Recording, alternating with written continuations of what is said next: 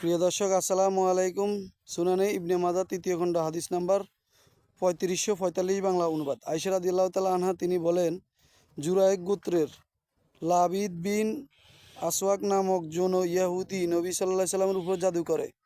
শেষে নবী সাল্লাল্লাহু আলাইহি সাল্লামের মনে হয়তো যে কোনো কাজ করছে, অথচ তিনি ও করেননি। আয়েশা রাদিয়াল্লাহু তাআলা আনহু বলেন, শেষে একদিন এক রাত্রে রাসূল সাল্লাল্লাহু আলাইহি সাল্লাম 3বার ডাকার পরেও বলেন, হে আয়েশা, তুমি কি অবগত আছো? আমি যে বিষয় জানতে চেয়েছিলাম আল্লাহ তাআলা আমাকে জানিয়ে দিয়েছেন। আমার নিকট 2জন ফেরেশতা এসেছে এবং তাদের একজন আমার ও শিরার কাছে এবং অপরজন আমার পায়ের কাছে বসেন। আমার মাথার কাছে ও যে জন আমার পায়ের কাছে যে জনকে, অথবা আমার ও পায়ের কাছে যে জন ও আমার শিরার কাছে যে জনকে বলেন, লোকটার কি অসুখ হয়েছে?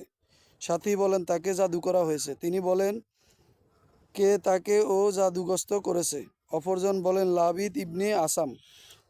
তিনি বলেন, কোন জিনিসের মধ্যে? অপরজন বললেন, চিরুনির বঙ্গা অংশে এবং চিরুনির সাথে লেগে থাকা চুল নর এবং খেজুর গাছের সরু খোলসে ঢুকিয়ে।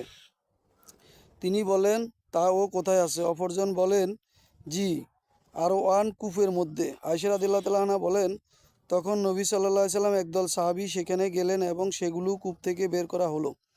অতঃপর তিনি ফিরে এসে বললেন, হে আয়েশা, আল্লাহর শপথ, ওই কূপের পানি মেহেদি ও ফেসা পানির মতো হয়ে গেছে। তথাকার খেজুর গাছগুলো যেন শয়তানের মাথার মতো। আয়েশা রাদিয়াল্লাহু তাআলা আনহু বলেন, আমি রাসূল সাল্লাল্লাহু আলাইহি সাল্লাম, আপনি এগুলো কি ভূমিভূত করেননি?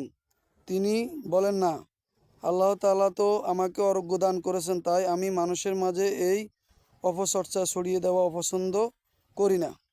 অতঃপর তিনি কূপটি ভরাট করার নির্দেশ দিলেন। তা ভরাট করে দেওয়া হইল। হাদিসটি তাকিক সহিহ। হাদিসটি বুখারীতে ৩১৭৫, মুসলিমে ২১89, আহমদে ২৩৭17তে রয়েছে।